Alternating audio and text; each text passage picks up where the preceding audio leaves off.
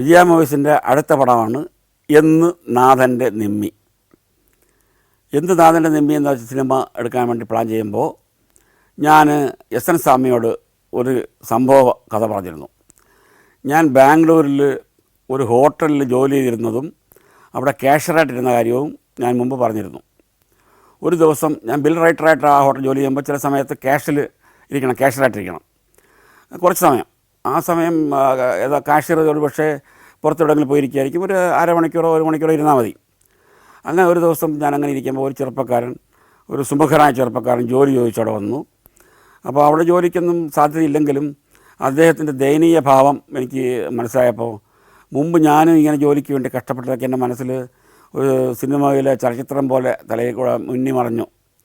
അവിടെ ഞാൻ ആലോചിച്ചു, ബിൽ റൈറ്റേഴ്സ് അവിടെ 2 പേര് പകലും 2 പേര് രാത്രിയാണ്. അപ്പോൾ എനിക്ക് തോന്നി ഒരു പുതിയ ആളിനെ കൂടിയിട്ട്, ഇദ്ദേഹം പഠിച്ചിട്ടുള്ള ആളാണ്, ഡിഗ്രി എടുത്ത ആളാണ്. അപ്പോൾ ഒരു കാര്യം ചെയ്യാം, ഇവർക്ക് ഒരു ആഴ്ചയിൽ ഇവർക്ക് ഇടയ്ക്കിടയ്ക്ക് ലീവ് ചോദിച്ചാൽ ഞാൻ കൊടുക്കാത്ത കാരണം ഞാനൊരു ക്ലറിക്കൽ പോസ്റ്റാണെങ്കിൽ എനിക്ക് അസിസ്റ്റൻറ്റ് മാനേജർ എന്നുള്ള പദവിയോട് എനിക്കുണ്ട്. അപ്പോൾ അതുകൊണ്ട് സീനിയർ മാനേജർ ആ ഹോട്ടലിലുണ്ട്, ഇതിൽ അസിസ്റ്റൻറ്റ് മാനേജർ എന്നൊരു പോസ്റ്റ് കൂടെ എനിക്ക് തന്നിട്ടുണ്ട്. എല്ലാം കിച്ചണിലേക്ക് പോകണം, റൗണ്ട് ചെയ്യണം, എല്ലാം വേണം, എന്തെല്ലാം കറക്റ്റാണോ ഇല്ലേ എന്നൊക്കെ നോക്കി ചുറ്റിക്കറങ്ങി നടക്കണം, ഓരോ ടേബിളൊക്കെ ചെക്ക് ചെയ്യണം. അങ്ങനെ വലിയ ഭാരിച്ച ജോലിയൊന്നുമല്ല, ക്ലറിക്കൽ ജോലിയാണ് കൂടുതലെങ്കിലും ഇതുകൂടി നോക്കണം. അപ്പോൾ ഞാൻ തന്നെ റൈറ്റേഴ്സിൻ്റെ അടുത്ത്, അപ്പോൾ എനിക്കൊരു തീരുമാനങ്ങൾ എടുക്കാം എൻ്റെ ഓണർ ചോദിക്കാതെ തന്നെ. അപ്പോൾ ഈ 4 പേർക്ക് ഓരോരുത്തർക്ക് ലീവ് ഓരോ ദിവസം കൊടുത്താലും ഒരാളെ പോസ്റ്റ് ചെയ്യാം. അങ്ങനെ ഞാൻ എന്ത് ചെയ്യുമെന്ന് വെച്ചാൽ ഓക്കെ എന്ന് പറഞ്ഞു. അപ്പോൾ തന്നെ ഞാൻ പുള്ളിയുടെ എനിക്ക് എന്തോ ഒരു ഇഷ്ടം, പുള്ളി തൃശ്ശൂർക്കാരനാണ്, സണ്ണി എന്നാണ് പേര്. എന്തോ ഒരു ഇഷ്ടം തോന്നി പുള്ളിയോട്. ദയനീയഭാവവും, ഒരുപാട് സ്ഥലത്ത് ജോലിക്ക് പോയെന്നും കഷ്ടപ്പെട്ടത് എന്തെങ്കിലും തരണേ എന്ന രീതിയിൽ. ഇതേപോലെ ഞാൻ മുമ്പ് ജോലിക്ക് വേണ്ടിയിട്ട് അലഞ്ഞത് എനിക്ക് എപ്പോഴും ഞാനാണെന്ന് തോന്നിപ്പോയി. ഏതായാലും അപ്പോഴത്തന്നെ ഞാൻ ബിൽ ക്ലർക്കിൻ്റെ അടുത്ത് 2 പേരും എഴുതിക്കൊണ്ടിരിക്കുകയായിരുന്നു. അവരുടെ അടുത്ത് ട്രെയിനിങ് ആയിട്ട് പുള്ളിക്കാരനെ കൂടെ ഇരുത്തി. അവർക്കും സന്തോഷമായി. അവരെപ്പോൾ ചോദിച്ചാൽ ലീവ് കൊടുക്കാത്ത ഞാൻ ആഴ്ച ഒരു ലീവ് എടുത്തോളാൻ പറയുന്നു. 1-2 ദിവസം എടുക്കാൻ താല്പര്യമാണ്. കാരണം രാവിലെ അവിടെ ഡ്യൂട്ടി വെച്ചാൽ ഗവൺമെൻറ് ഡ്യൂട്ടികളൊന്നുമല്ല. രാവിലെ 7 മണിക്ക് വന്നാൽ വൈകുന്നേരം 7 മണിക്ക് പോകാൻ പറ്റുള്ളൂ. ഒരാഴ്ച അങ്ങനെ. പിറ്റേ ആഴ്ച രാത്രി, അത് രാത്രി 2:30-3 മണിക്കൊക്കെ ആ ഹോട്ടൽ അടയ്ക്കുള്ളൂ. അത്ര ജോലികളുണ്ട്, ഒരു വിശ്രമമില്ലാത്ത ജോലിയാണ്. അപ്പോൾ അവർക്ക് സന്തോഷമായി, അപ്പോൾ സണ്ണിക്ക് സന്തോഷമായി. അങ്ങനെ ഏതായാലും സണ്ണി ഞാനുമായിട്ട് എന്തോ ഒരു മാനസിക അടുപ്പം, സണ്ണിക്ക് എന്നോടൊരു കടപ്പാട് പോലെ. അപ്പോൾ ഞാൻ ഡ്യൂട്ടി കഴിയുമ്പോഴത്തേക്ക് അവിടെ വേറൊരു സുഹൃത്തിനിക്കുണ്ട്, തോമസ് എന്നുള്ള. ആ തോമസും ഞാനുമാണ് ഒരു മുറി താമസിക്കുന്നത്. വേറൊരാളുണ്ട്, സെബാസ്റ്റ്യൻ, ആലപ്പുഴക്കാരൻ. ആ സെബാസ്റ്റ്യൻ പിൽക്കാലത്ത് സിനിമയിൽ കെ ഷൺമുഖത്തിൻ്റെ അസിസ്റ്റൻ്റായിട്ട് ഞാൻ തന്നെ പരിചയപ്പെടുത്തി. ഇപ്പം പ്രൊഡക്ഷൻ കൺട്രോളറാണ് സെബാസ്റ്റ്യൻ. ഇപ്പം പുള്ളിക്കാരൻ സിനിമയിൽ സജീവമായിട്ടില്ല, ആലപ്പുഴയാണ് താമസിക്കുന്നത്. അപ്പോൾ സെബാസ്റ്റ്യനും തോമസും ഞാനുമാണ് തിമ്മയ്യ റോഡിൽ ബാംഗ്ലൂരിൽ താമസിക്കുന്നത്, കൻ്റോൺമെൻറ്റ് ശിവാജി നഗർ അവിടെ. അപ്പോൾ ഈ സണ്ണി വന്നു. അപ്പോൾ സണ്ണി ഇപ്പോൾ താമസിക്കുന്നത് വേറെ സ്ഥലത്താണ്, സിറ്റി മാർക്കറ്റ് എന്ന് പറയും. ബസ്സിൽ വന്ന് പോയി വേണം. എങ്കിലും ഞങ്ങളുടെ റൂമിൽ അക്കോമഡേറ്റ് ചെയ്യാനുള്ള സൗകര്യം കുറവാണ്. എന്നെ തന്നെ അക്കോമഡേറ്റ് ചെയ്തത് അവരുടെ ഔദാര്യം. ഏതായാലും വൈകുന്നേരങ്ങളിലാകുമ്പോഴത്തേക്ക് ഞാനെന്ത് ചെയ്യും, വൈകുന്നേരം ഞാൻ ഈ സണ്ണിയായിട്ട് എം ജി റോഡിലോടിയിട്ട് അങ്ങനെ നടക്കും. എം ജി റോഡെന്ന് വെച്ചാൽ അന്നത്തെ കാലത്ത് എം ജി റോഡ് നല്ല ഭംഗിയാണ്. ഇപ്പോൾ അതിൻ്റെ എം ജി റോഡ് ഈ അടുത്ത കാലത്ത് ഞാൻ ബാംഗ്ലൂരിൽ പോയപ്പം എം ജി റോഡിൻ്റെ മുകളിൽ കൂടെ ഓവർ ബ്രിഡ്ജൊക്കെ ആയി. ഒരു ആ ഭംഗി നഷ്ടപ്പെട്ടു തന്നെ പറയാം. മറ്റേ ബ്രിഡ്ജിൻ്റെ ഒരു സൈഡിൽ കംപ്ലീറ്റ് കൽബെഞ്ചുകൾ, പുൽത്തകടി. അതിൻ്റെ ഇപ്പുറത്താണ് ജനുവരി 26-നും ആഗസ്റ്റ് 15-നും പരേഡ് നടക്കുന്നത്. അതിന് തൊട്ടപ്പുറത്താണ് എയർഫോഴ്സ് റിക്രൂട്ട്മെൻറ്റ്. ഈ എയർഫോഴ്സ് റിക്രൂട്ട്മെൻറ്റിന് ഞാൻ പോയ കാര്യങ്ങളൊക്കെ ഞാൻ പറഞ്ഞിട്ടുണ്ട്. അങ്ങനെ ആ പാർക്കിൻ്റെ ഇപ്പുറത്താണ് ഈ കൽബെഞ്ചുകളുള്ള ഈ നല്ല സിറ്റിംഗ്. വൈകുന്നേരങ്ങളിൽ അവിടെ റിട്ടയർ ആയിട്ടുള്ള ആൾക്കാരൊക്കെ വന്നിരിക്കും. പിന്നെ ബാംഗ്ലൂരിലെ കാലാവസ്ഥ എന്ന് വെച്ചാൽ നല്ല രസമായ കാലാവസ്ഥയല്ലേ, നല്ല വെതറാണ്. ഗാർഡൻ സിറ്റി എന്നാണ് അറിയപ്പെടുന്നത് ബാംഗ്ലൂരിന്. വൈകുന്നേരങ്ങളിലൊക്കെ ഞാനിങ്ങനെ ചോദിച്ചു, ഞാൻ ചോദിച്ചു, സണ്ണി എന്താണ് ബാംഗ്ലൂരിലേക്ക് വരാൻ കാരണം? അപ്പോൾ അദ്ദേഹത്തിൻ്റെ ഒരു കഥ പറഞ്ഞു. ആ കഥ എന്ന് പറഞ്ഞതാണ് ഞാൻ ഈ നാഥൻ്റെ നിമ്മി എന്ന സിനിമയിലേക്ക് എടുക്കാനായിട്ട് എസ് എൻ സ്വാമിയോട് പറയാൻ പോയ കഥ. അപ്പോൾ ആ കഥ ഇതായിരുന്നു. സംഭവം എന്ന് വെച്ചാൽ, സണ്ണി തൃശ്ശൂർ ഒരു ബാറിൽ കൗണ്ടറിൽ ബാർമാനായിട്ട് ജോലി ചെയ്യുമ്പോൾ അവിടെ സ്ഥിരമായിട്ട് മദ്യപിക്കാൻ വരുന്ന ഒരാളുണ്ട്, ഒരു എസ് ഐ ആണ്. അദ്ദേഹം വന്നിട്ട് കാറിനകത്ത് അദ്ദേഹത്തിൻ്റെ യൂണിഫോം ഷർട്ട് അഴിച്ച് വെച്ചിട്ട് വേറെ ഷർട്ട് എടുത്തിട്ടിട്ട് പുള്ളിക്കാരൻ കൗണ്ടറിൽ വരും. എന്നിട്ട് അമിതമായിട്ട് മദ്യപിച്ചിട്ട് പുള്ളിക്കാരൻ വീട്ടിൽ പോകും. വീട്ടിലും പുള്ളിക്കാരന് ആരോടും ഇഷ്ടമില്ലാത്തൊരു പ്രകൃതമാണ് അദ്ദേഹത്തിന്. ആരോടും സ്നേഹമില്ല, ഇഷ്ടമില്ല. ചെല്ലുമ്പോൾ തന്നെ സണ്ണിയായിട്ടാണ് സമ്പർക്കവും സംസാരിക്കുന്നതൊക്കെ. അപ്പോൾ ചില സമയത്ത് സണ്ണി പറയും, സണ്ണി എനിക്ക് ഒരു കേസ് മദ്യം, അതായത് പകുതി ബീറും പിന്നെ ഹോട്ട് ഡ്രിങ്ക്സും, അത് ബ്രാൻഡിയോ വിസ്കിയോ റമ എന്തോ ആവാം, അതൊന്ന് വീട്ടിലെത്തിക്കണം എന്ന് പറയും. SI അല്ലേ, വെറുപ്പിക്കേണ്ട. സണ്ണി എന്ത് ചെയ്യുമെന്ന് വെച്ചാൽ കറക്റ്റ് പുള്ളിക്കാരൻ പേയ്മെൻറ്റൊക്കെ കറക്റ്റായിരിക്കും. അങ്ങനെ പുള്ളിക്കാരൻ ഒരു ഓട്ടോറിക്ഷ വിളിച്ചിട്ട് ഈ തൃശ്ശൂർ ഇദ്ദേഹത്തിൻ്റെ ആ സ്ഥലത്ത് പറഞ്ഞിരുന്നു അവിടെ എത്തിക്കും. പുള്ളി അവിടെ താമസിക്കുന്നത് ഈ SIയുടെ മകളും SIയുടെ അമ്മയുമേ ഉള്ളൂ. അങ്ങനെ ഒരു ദിവസം പല പ്രാവശ്യം ആയപ്പോഴത്തേക്ക് ഒരു ദിവസം സണ്ണിയുടെ ഈ മദ്യം കൊണ്ടിരിക്കുമ്പം മുത്തശ്ശി, അവരുടെ അച്ഛൻ്റെ അമ്മ മുത്തശ്ശി അകത്തമായപ്പോഴത്തേക്ക് ഈ പെൺകുട്ടി പറയും, നിങ്ങൾ എൻ്റെ അച്ഛനെ കുടിപ്പിച്ച് നശിപ്പിക്കുകയുള്ളൂ അല്ലേ, നിങ്ങൾക്കൊക്കെ ഞങ്ങൾ എന്ത് ദ്രോഹം ചെയ്തേ എന്നൊക്കെ ചോദിച്ചപ്പോൾ സണ്ണി വല്ലാതായിപ്പോയി. അപ്പോൾ പറഞ്ഞില്ല, സാറ് പറഞ്ഞിട്ടേ കൊണ്ടുവന്നാണ്, കൊണ്ടുവന്നാലേ പറ്റുള്ളൂന്നുണ്ടോ, ഒരു ദിവസമെങ്കിലും അതേ ഇവിടെ കുടിക്കാമെന്നൂടെ, ഞങ്ങൾക്കൊരു സമാധാനം തരുന്നില്ല, നിങ്ങൾക്ക് നിങ്ങൾ എന്ത് ദ്രോഹം ചെയ്തു എന്നൊക്കെ ഈ കുട്ടി പറഞ്ഞപ്പോൾ സണ്ണിക്ക് ഭയങ്കര വിഷമമായി. പിന്നെ സണ്ണി പറയുന്നത്, എൻ്റെ പൊന്ന് സാജ, ഞാൻ മനഃപൂർവ്വം ചെയ്തതില്ല, ഒരു SI പറയുന്നതാണ്. പിന്നെ ഒരു ദിവസം സാറ് കൊണ്ടുവരാൻ പറയുമ്പോൾ ഞാൻ പറഞ്ഞു, സാർ ഞാൻ കൊണ്ടുവരില്ല എന്ന് പറഞ്ഞു. എന്താണെന്ന് ചോദിച്ചു.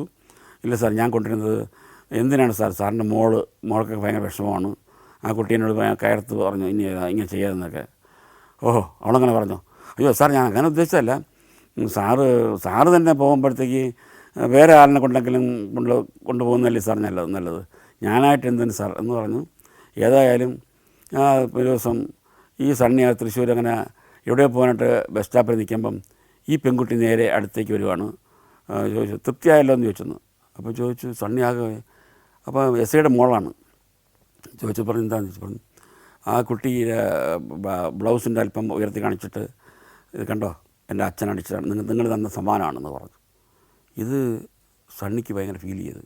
പിന്നീട് സണ്ണി അറിയുന്നത് ഞാൻ ഇനി മേലെ അവിടെ മദ്യം കൊണ്ട് വരണമെന്ന് പറഞ്ഞത് ആ ദേഷ്യം വെച്ചുകൊണ്ട് ഈ SI സ്വന്തം മകളെ ബെൽറ്റൂരിയിട്ട് ആവശ്യം വരെ മർദ്ദിച്ചു. ഈ സംഭവം എൻ്റെ മനസ്സിൽ ഭയങ്കര ഫീൽ ചെയ്തു. പിന്നെ സണ്ണി പറഞ്ഞ്, എനിക്ക് അവിടെ നിൽക്കാൻ തോന്നിയില്ല, ഞാൻ ആ കുട്ടിയെ പിന്നെ മാപ്പ് പറയാൻ വേണ്ടി മാത്രം ഒരു ദിവസം കണ്ടു, സംസാരിച്ചു, അങ്ങനെ വലിയ വിഷമമുണ്ടായിപ്പോൾ. ഇന്ന് എനിക്ക് ആ കുട്ടിയുടെ കരയുന്ന മുഖം സാജൻ മനസ്സിൽ നിന്ന് മാറുന്നില്ല എന്നൊക്കെ പറയുമായിരുന്നു. സിദ്ദീഖ് എന്താ പറയുന്നത്, സാജന് പിന്നെ ആയതാണ്. സിദ്ദീഖ് എൻ്റെ മനസ്സിൽ ആ കുട്ടി മാറുന്നില്ല എന്ന് പറഞ്ഞു. എന്തോ ഇന്നും എനിക്ക് ആ വേദന. പിന്നെ ഞാൻ അവിടെ കൊണ്ട് നാൾ ആ ഹോട്ടലിൽ ഞാൻ വർക്ക് ചെയ്തില്ല. പിന്നെ അങ്ങനെയാണ് ഞാൻ അവിടെ നിന്ന് വന്നിട്ട് എന്തെങ്കിലും ഇവിടെ എവിടെയെങ്കിലും ജോലി കിട്ടാൻ വേണ്ടി നമ്മുടെ ജോലിക്ക് പല പ്രാവശ്യം ശ്രമിച്ചു, കിട്ടുന്നില്ല എന്ന് പറഞ്ഞു. അപ്പോൾ SN സ്വാമി പറഞ്ഞു, ഇത് സിനിമയ്ക്ക് പറ്റിയൊരു കഥയാണ്, പക്ഷേ ഇത് മാത്രം പോരാ. അപ്പോൾ എൻ്റെ മനസ്സിൽ റഹ്മാനാണ്. പിന്നെ നായിക, ഒരു പുതിയ നായിക അന്ന് എനിക്ക് സുകുമാരി ചേച്ചി ഒരു പെൺകുട്ടിയുടെ ഫോട്ടോ എനിക്ക് തന്നിരുന്നു. നമുക്കെപ്പോഴും റഹ്മാൻ, ശോഭന എന്നുള്ളതാണ്, എങ്കിലും നല്ലൊരു പെൺകുട്ടിയുടെ മുഖം സുകുമാരി ചേച്ചി എന്തെങ്കിലും നായികയായിട്ട് ഇടുന്നുണ്ടെങ്കിൽ ഡയറക്ടർ പരിഗണിക്കണമെന്ന് പറഞ്ഞ് തന്നിരുന്നു. ആ പെൺകുട്ടിയുടെ പേര് രാധു എന്നാണ്. ഇന്ത്യൻ ഓയിൽ കോർപ്പറേഷൻ മാനേജറുടെ മകളാണ് ഈ രാധു മദ്രാസിൽ. അതിനു മുമ്പ് ഭാരതിരാജയുടെ ഒരു സിനിമയിൽ ഈ കുട്ടി അഭിനയിച്ചിട്ടുണ്ട്. അത് അത്രയും എൻ്റെ അടുത്ത് അറിയാം. അപ്പോൾ ആ സിനിമയും ഞാൻ കണ്ട് ഓർക്കുന്നുണ്ട്, നല്ല ഈ കുട്ടി ആരാണ് ഏതാണെന്നുള്ളത്. പിന്നെ ആ കുട്ടി അഭിനയിച്ചില്ല. അപ്പോൾ ഞാൻ സുകുമാരി ചേച്ചി എടുത്ത് പറഞ്ഞു, നല്ല മുഖമുള്ള, നല്ല ശാലീനമായിട്ടുള്ള മുഖമുള്ള കുട്ടിയാണ് ഇത്. ഞാൻ ആ ഫോട്ടോ എൻ്റെ കയ്യിലുണ്ടായിരുന്നു, ഞാൻ SN സ്വാമിയെ കാണിച്ചിരുന്നു. ഏതായാലും വിജയ മോഹൻസിലും കാണിച്ചു. ഒരു പുതിയ പെൺകുട്ടി, നല്ല സുന്ദരി കുട്ടി, ഒരു ശാലീനതയുള്ള ആ കുട്ടി. അപ്പോൾ ഏതായാലും റഹ്മാൻ നായകനും ഈ കുട്ടി നായിക. അപ്പോൾ ഇതിൻ്റെ ഒരു ഇത്രയും മാത്രം കൊണ്ടൊരു കഥ പൂർണ്ണമാവില്ലല്ലോ. ഇപ്പോൾ ഒരു സമാന്തര കഥ കൂടെ കാണും. അച്ഛനായിട്ട് നമ്മൾ തിലകേട്ടൻ്റെ അമ്മയായിട്ട് കവിയൂർ പൊന്നമ്മ. അപ്പോൾ പൊന്നമ്മ ചേച്ചി ഇതിന് മുമ്പ് ഭാര്യയായിട്ടൊക്കെ ഒരുപാട് സ്ഥലത്ത് അഭിനയിച്ചിട്ടുള്ളതാണ്. അതിന് മുമ്പ് അമ്മയായിട്ട് അഭിനയിച്ചിട്ടുള്ള വേറെ ഏതോ ഒരു സിനിമയേ ഉള്ളൂ. എങ്കിലും പൊന്നമ്മ ചേച്ചിക്ക് ഇഷ്ടപ്പെട്ടു. കാരണം വളരെ മകനെ ശാസിക്കുന്ന ഒരമ്മ. ഈ മകൻ തിലകേട്ടനാണെങ്കിൽ SI കഥാപാത്രം ഒരു പ്രത്യേകിച്ച് ഒരു മോശമായിട്ട സ്വഭാവമുള്ള കഥാപാത്രം. തിലകേട്ടൻ്റെ കഥാപാത്രം ഇഷ്ടപ്പെട്ടു. കാരണം നല്ല ശരിക്ക് അഭിനയിക്കാനുള്ള പുള്ളിക്കാരന് അഭിനയ സാധ്യത കൊടുത്തു കഴിഞ്ഞാൽ ഭയങ്കര ഇഷ്ടമാണ്. അങ്ങനെ ഒരാളാണ് തിലകേട്ടൻ. കൊടുത്ത പിന്നെ അറിയാമല്ലോ തിലകേട്ടൻ്റെ കഥാപാത്രങ്ങൾ. അങ്ങനെ രാധു മകളായിട്ടും റഹ്മാൻ പിന്നെ ഞങ്ങളുടെ സിനിമയിൽ പിന്നെ ഇവർ തമ്മിൽ കണ്ടുമുട്ടലും പ്രേമം ഉടലെടുക്കുന്നതും ഈ പെൺകുട്ടിയെ ഞാനെന്ത് തെറ്റ് ചെയ്തു എന്ന് ഒരു ദിവസം രാത്രി അവൾ വെളുപ്പം കാലത്ത് ജനൽ തുറന്ന് വീട്ടിൽ മുകളിൽ നിന്ന് താഴേക്ക് നോക്കുമ്പം ഇതവിടെ തൊട്ടപ്പുറത്ത് ഗ്രൗണ്ടിൽ എന്നോട് ക്ഷമിക്കൂ എന്നൊരു ബോർഡൊക്കെ വെച്ചിട്ട്, അതൊക്കെ സ്വാമിയുടെ ക്രിയേഷനാണ്. ഞങ്ങളുടെ എൻ്റെ കൂടെ ക്രിയേഷൻ, എൻ്റെ കോൺട്രിബ്യൂഷനൊക്കെ ഉണ്ട്. ഒരു കഥാപാത്രം ലവ് ട്രാക്ക് എങ്ങനെ വർക്ക് ചെയ്യണം എന്നുള്ളത് ഇങ്ങനെ ഒത്തിരി ഇൻസിഡൻസ് വേണമല്ലോ. മെയിൻ ട്രാക്ക് ഈ റിയൽ സംഭവമാണ്. പിന്നെ അതിൽ തിലകേട്ടൻ്റെ വേറൊരു ഭാര്യയിലുണ്ടായ മകനാണ് മമ്മൂട്ടിയെന്നും അച്ഛനും മോനും തമ്മിലുള്ള ഒരു പിണക്കം എന്നുള്ള രീതിയിൽ അതുകൊണ്ട കഥ പ്രത്യേക പാരലായിട്ടുണ്ടാക്കി. പിന്നെ അതിൽ സംഭവം വെച്ചാൽ ആ കാലത്ത് മമ്മൂട്ടി മോഹൻലാൽ എന്ന് പറഞ്ഞ 2 ടീം 2 സ്ഥലത്തായിട്ട് ഇവരൊക്കെ പോസ്റ്റർ, മോഹൻലാലിൻ്റെ പോസ്റ്റർ മലബാർ സൈഡിൽ ഒട്ടിക്കുമ്പോൾ അവിടെ ചില ആൾക്കാർ കുബുദ്ധികൾ ചാണകം എറിയുക, പോസ്റ്ററിൽ ചാണകം തേക്കുക. മമ്മൂട്ടിയുടെ പോസ്റ്റർ തിരുവനന്തപുരത്ത് ഒട്ടിക്കുമ്പോൾ ആൾക്കാർ ചെയ്യുക, ഇത് തിരിച്ച് മലബാർ സൈഡ്. അങ്ങനെ 2 ഗ്രൂപ്പായിട്ട് തിരിഞ്ഞുകൊണ്ട് പല പല സംഭവങ്ങളുണ്ടാകുന്ന ഒരു സംഭവം ഉണ്ടായി. എന്തോ ഒരു കുറേ കാലം അങ്ങനെ ആയിരുന്നു. അതൊക്കെ പിന്നീടതൊക്കെ മാറി. ആ കാലത്താണ് ഇങ്ങനെയുള്ള മമ്മൂട്ടിയുടെ ഒരു സ്റ്റാർഡം എന്ന് പറയുന്ന സംഭവം കുറഞ്ഞുകൊണ്ടിരിക്കുന്ന ഒരു കാലഘട്ടമാണത് ഈ പടം. അതുകൊണ്ടാണ് റഹ്മാനൊക്കെ ഉണ്ട് എങ്കിലും ഇങ്ങനെ ഇരിക്കുന്ന അവസ്ഥയിലും പിന്നീട് ആ സമയത്താണ് മമ്മൂട്ടിയുടെ ചില പടങ്ങൾ 3-4 പടങ്ങൾ അടുപ്പിച്ച് ഫ്ലോപ്പാകുന്നത്. ജോഷി ഡയറക്ടർ, ഡെന്നീസ് ജോസഫ് തിരക്കഥാകൃത്ത്, പടം വീണ്ടും, യന്ത്രം, 1000 കണ്ണുകൾ, ന്യായവിധി, ഈ 4 പടങ്ങൾ. ഡെന്നീസ് ജോസഫിൻ്റെ കഥ, ജോഷി ഡയറക്ടർ, മമ്മൂട്ടി നായകൻ. ആ പടങ്ങളെല്ലാം ഭയങ്കരമായിട്ട് കളക്ഷൻ ബാധിക്കുന്ന പടങ്ങളായിരുന്നു. ഇങ്ങനെയുള്ള ജനങ്ങളുടെ ഒരു പ്രത്യേകത ഉണ്ട് ഈ രീതി ഇങ്ങനെ ആയതുകൊണ്ട്. ആ സമയത്താണ് നമ്മൾ എന്ന് നാഥൻ്റെ നിമ്മി റിലീസ് ചെയ്യുന്നത്. എങ്കിലും വിജയ മൂവീസിൻ്റെ ഒറ്റ ബാനറിൻ്റെ ആ ശക്തി കൊണ്ട് ഈ പടം എനിക്ക് പൂർത്തീകരിക്കാൻ സാധിച്ചു. ഡിസ്ട്രിബ്യൂഷൻ അവർ തന്നെ സ്വന്തം ഡിസ്ട്രിബ്യൂഷൻ ആയതുകൊണ്ട് ആൾ ഓവർ കേരള റിലീസ് ചെയ്തു. വളരെ പരുക്ക് പറ്റാതെ കുറച്ച് മാത്രം ലാഭം കിട്ടിയൊരു പടം എന്ന് അവകാശപ്പെടാൻ പറ്റുള്ളൂ. അങ്ങനത്തെ ഒരു പടമായിരുന്നു എന്ന് നാഥൻ്റെ നിമ്മി. ഇന്ത്യയിലെ 13 സംസ്ഥാനങ്ങളിലൂടെയുള്ള സഞ്ചാരം ഇപ്പോൾ പെൻഡ്രൈവിൽ ലഭിക്കുന്നു. ചരിത്രവും ഐതിഹ്യങ്ങളും യഥാർത്ഥ ജീവിതവും ഒത്തുചേരുന്ന ഇന്ത്യൻ കാഴ്ചകളുടെ ഈ അസുലഭ ശേഖരം സ്വന്തമാക്കാൻ 9955444222 എന്ന നമ്പറിലേക്ക് ഇന്ത്യ എന്ന് SMS ചെയ്യൂ. വിജയ മൂവീസിൻ്റെ അടുത്ത ചിത്രം നിറഭേദങ്ങൾ. അവർക്ക് സമയങ്ങളിൽ പടം ചെയ്യണം. അത് ഡിസ്ട്രിബ്യൂട്ടർക്ക് ഒരു പ്രത്യേക ബാധ്യതയാണ്. തിയേറ്ററുകൾക്ക് യഥാസമയം പടം കൊടുത്തില്ലെങ്കിൽ അവർക്ക് ബുദ്ധിമുട്ടാണ്. മറ്റ് തിയേറ്ററുകളിൽ വലിയ പടം കളിക്കുമ്പോൾ ഇവർക്ക് നല്ല പടം കിട്ടിയില്ലെങ്കിൽ എങ്ങനെയാണ്? പെട്ടെന്ന് വിജയ മൂവീസിൻ്റെ സ്ഥിരം കളിക്കുന്ന തിയേറ്ററുകാർക്ക് വേറൊരു കമ്പനി പോയി ചോദിച്ചാൽ കൊടുക്കുകയില്ല. മാത്രമല്ല അങ്ങനെ പോയാൽ പിന്നെ ഈ കമ്പനി അവരെ വിട്ടു പോവുകയും ചെയ്യും. അതൊരു വലിയ ബാധ്യതയാണ്. ഫെസ്റ്റിവലിന് ഓണം, വിഷു, റംസാൻ, പിന്നെ ന്യൂ ഇയർ, ക്രിസ്മസ് എന്നൊക്കെ സമയത്ത് പോലെ അതെന്തെങ്കിലും പ്ലാൻ ചെയ്തിട്ട് നേരത്തെ കൊടുക്കുമെന്ന് വെച്ചാൽ ഇതിപ്പം 4 പടമെങ്കിലും കൊടുത്തിട്ട് ഇത്രയും റെപ്രസെൻറ്റേറ്റീവ്സിന് വർക്ക് കൊടുക്കണം. ഒരുപാട് ബാധ്യതയുടെ ഡിസ്ട്രിബ്യൂഷൻ അതൊക്കെ ഉള്ളതുകൊണ്ട്. അപ്പോൾ അടുത്തൊരു പ്ലാൻ ചെയ്തെന്ന് വെച്ചാൽ ഒരു പ്രശ്നം പറഞ്ഞാൽ ഈ മമ്മൂട്ടി എപ്പോഴും വിജയ മൂവീസിന് ഡേറ്റ് കൊടുക്കുമെങ്കിലും അവരന്വേഷിച്ചപ്പോഴത്തേക്ക് മമ്മൂട്ടി അടുത്ത കാലത്തൊന്നും ഡേറ്റ് ഇല്ല. കാരണം പിന്നെ ചോദിക്കുന്നത് ബുദ്ധിമുട്ടല്ലേ. ഒരാൾ എപ്പോഴും സ്ഥിരം വിജയ മൂവീസിന് അദ്ദേഹം ഡേറ്റ് കൊടുക്കുന്ന ആളാണെങ്കിലും അറിഞ്ഞു വെച്ചും കൊണ്ട് മറ്റുള്ള പടങ്ങൾ ചെയ്തുകൊണ്ടിരിക്കുന്ന സമയത്ത് മമ്മൂട്ടി ഡേറ്റ് ഇതാ എന്ന് പറയുന്നത് ഒരു ശരിയല്ല. ഒരു പക്ഷേ മമ്മൂട്ടി ഡേറ്റ് ഇല്ല എന്ന് പറയുകയാണെങ്കിൽ കേൾക്കുമ്പോൾ ഇവർക്കും വിഷമമാവും. അപ്പം അവരുടെ ഇതുവരെയുള്ള ആ സന്തോഷം കെടുത്തണ്ട എന്ന് കരുതി ആ സൗഹൃദം നിലനിൽക്കണം. അപ്പോൾ എന്ത് ചെയ്യും എന്ന് ആലോചിച്ചപ്പോഴാണ് അവിടെ മനോരാജ്യത്തിൽ ഒരു കഥ, ജോർജ് ജോസഫ് കെ എന്നൊരാൾ എഴുതിയൊരു കഥ ഞാൻ വായിച്ചു. അത് തരക്കേടില്ലാത്തൊരു നല്ലൊരു കഥയാണ്. ഒരു വലിയ സ്റ്റാർഡം എന്നുള്ള കഥയല്ല. 2 സ്ത്രീകളുടെ ഇടയിൽ നട്ടം തിരിയുന്ന ഒരു പാവം ചെറുപ്പക്കാരൻ്റെ കഥയാണ്. അതായത് 2 സ്ത്രീകളുടെ ചിലപ്പോൾ വെച്ചാൽ അവർ ജ്യേഷ്ഠത്തിയനിത്യമാരാണ്. കഥയിൽ പ്രത്യേകത അതാണ്. അപ്പോൾ അങ്ങനെ ഞാൻ ആലോചിച്ചപ്പോഴത്തേക്ക് ഞാൻ പറഞ്ഞു ഇങ്ങനൊരു സംഭവമുണ്ട്. അപ്പം അത് ആരായിരിക്കണം നായകനായിട്ട് സാജൻ ഉദ്ദേശിക്കുന്നതെന്ന് ചോദിച്ചു. ശങ്കറാണോയെന്ന് ചോദിച്ചു. അപ്പോൾ ഞാൻ പറഞ്ഞു ശങ്കർ ആണെന്ന് പറയാം, പക്ഷേ ഇതിലൊരു പ്രത്യേകത എന്താണെന്ന് വെച്ചാൽ ഇതിൽ ഗീതയും അംബികയും അഭിനയിച്ചാൽ കൊള്ളാം എന്ന് പറഞ്ഞാണ്. അത് കൊള്ളാമല്ലോ എന്ന് പറഞ്ഞു. അപ്പോൾ അംബികയും ഗീതയും ആയതുകൊണ്ട് ഞാൻ പറഞ്ഞു അന്ന് അംബികയും ശങ്കറുമായിട്ട് എന്തോ ഒരു വിവാഹത്തിൻ്റെ അടുത്തോളം എത്തിയതോ ഒക്കെയാണ്. മാത്രമല്ല ഒരു കല്യാണം കഴിക്കാൻ പോകുന്ന പെൺകുട്ടി കാമുകിയായിട്ട് വരിക, ഭാര്യയായിട്ട് വരിക എന്ന് പറയുന്നതിൽ ഒരു പുതുമയില്ല. അപ്പം നമുക്കത് വേറെ ഒരാളിനെ ആലോചിക്കുന്നതായിരിക്കും നല്ലത് എന്ന് പറയുന്നത്. മാത്രമല്ല ശങ്കർ കുറച്ച് വേറെയും പടങ്ങൾ കമ്മിറ്റായിട്ട് വേറെ രീതിയിലൊക്കെ ചെയ്യുന്ന ഒരാളിന് അത്ര വലിയ ഹെവി റോളും അല്ലത് ഒരു ഭർത്താവ് അതെന്ന് പറയുന്നത്. അത് അങ്ങനെയാണ് ആ ഒരു സിനിമ നിറഭേദങ്ങൾ എന്നുള്ള സിനിമ ഞാൻ ഈ പേര് എടുത്തത്.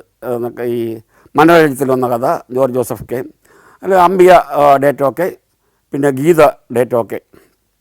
പിന്നെ അതിൽ ഒരു അന്ന് വേറൊരു പെൺകുട്ടിയുണ്ട്. ആ പെൺകുട്ടി പിന്നീട് സുനിത. മുമ്പ് സുനിത സ്ഥിരം ഒരു കലൂർ ഡെന്നിസ് എഴുതുന്ന കഥകളിൽ സിദ്ദിഖ്, ജഗദീഷ്, സുനിത, സുചിത്ര ഈ 4 പേരെ വെച്ചിട്ട് ഈ കലൂർ ഡെന്നിസ് ഒരുപാട് ചിത്രങ്ങൾ വൻ വിജയമാക്കിയിട്ടുണ്ട്. അങ്ങനെ അസാധ്യ കഴിവൊക്കെ ഉള്ള ആളാണ് ഈ കലൂർ ഡെന്നിസ്. അപ്പോൾ ഏതായാലും സ്ക്രിപ്റ്റ് എഴുതാൻ കലൂർ ഡെന്നിസിൽ തന്നെ നമ്മൾ ഏൽപ്പിക്കുന്നു. ഡെന്നിസ് തന്നെ പറഞ്ഞു, ഡെന്നിസ് ആകുമ്പോഴത്തേക്ക് സുചിത്രയെയും സുനിതയൊക്കെ പെട്ടെന്ന് വിളിച്ച ഡേറ്റൊക്കെ ഓക്കെ ആക്കാം, അല്ലാതെ തന്നെ വിജയാമസ് പറഞ്ഞാൽ ഓക്കെയാണ്. പിന്നീട് വെച്ചാൽ പിന്നെയുള്ള നായകനായിട്ട് ഞാൻ പറഞ്ഞു പ്രതാപ് പോത്തനായാലോ എന്ന് ചോദിച്ചു.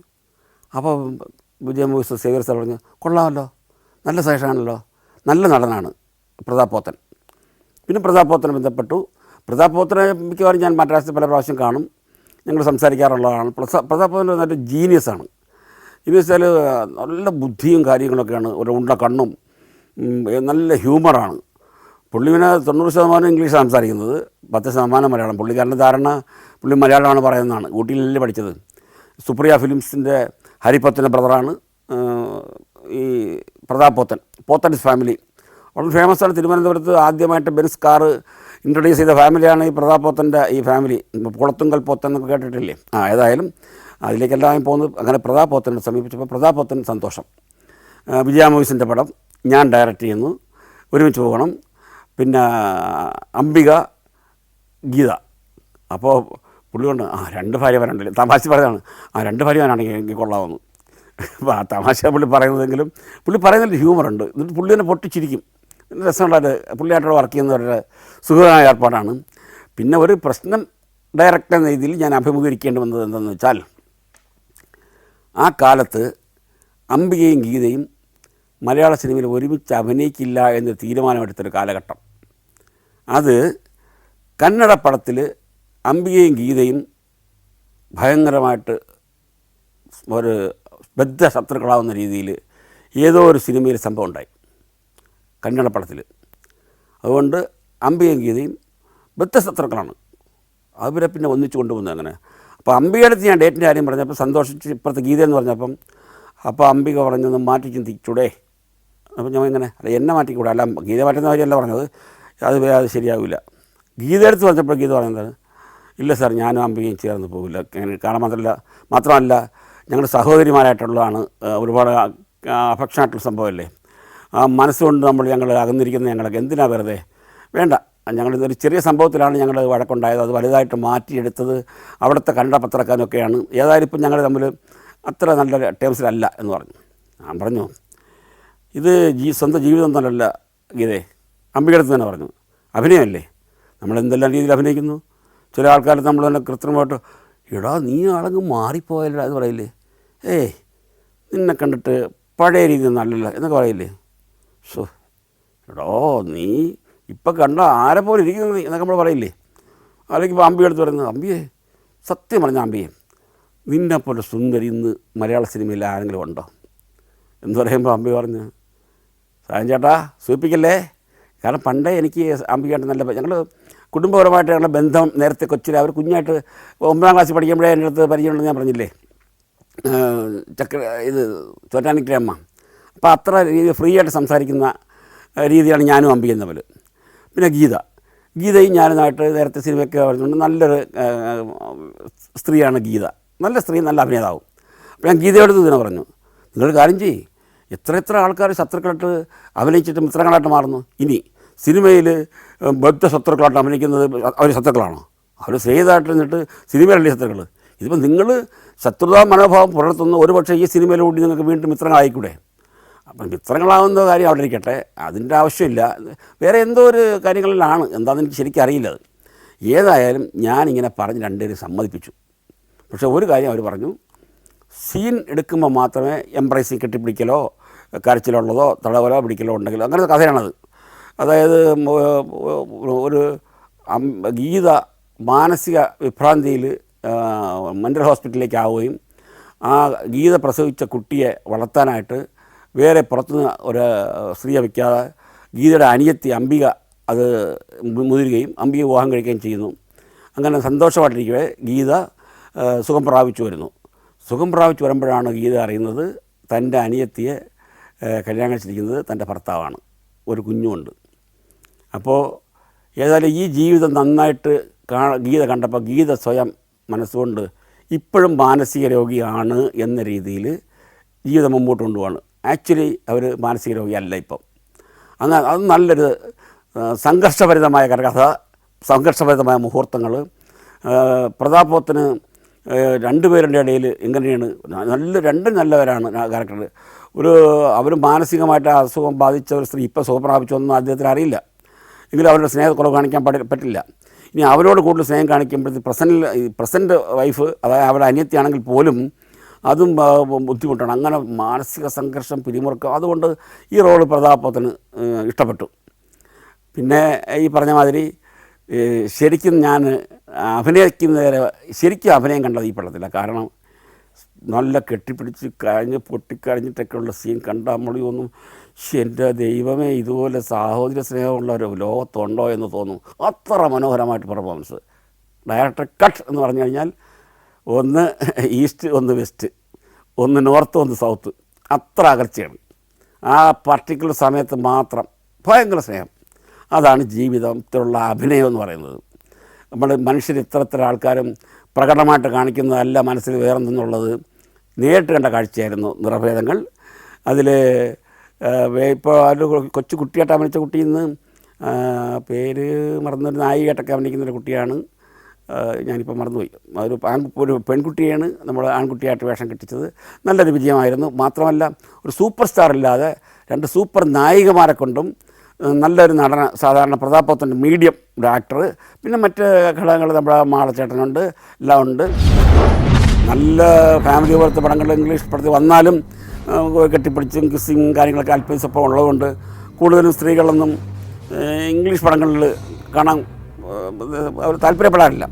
അപ്പം ഞാൻ മണിസാറിനോട് പറഞ്ഞു, മണിസാർ ഇങ്ങനൊരു പടമുണ്ട്, ഇങ്ങനൊരു കഥയുണ്ട്, ഇതിൽ 4 വില്ലന്മാർ വേണം, പ്രത്യേകിച്ച് നായകന്മാർ ആരും വേണ്ട, ഒരു പെണ്ണാണിതിൽ. പിന്നെ ഇതിലെനിക്ക് മനസ്സിലിപ്പോൾ ഓടിയെത്തുന്നത് ഈ നല്ലൊരു അഭിനേത്രിയാണ് സിൽക്ക് സ്മിതയെ വെച്ചിട്ട് നമുക്ക് പടം പ്ലാൻ ചെയ്താലും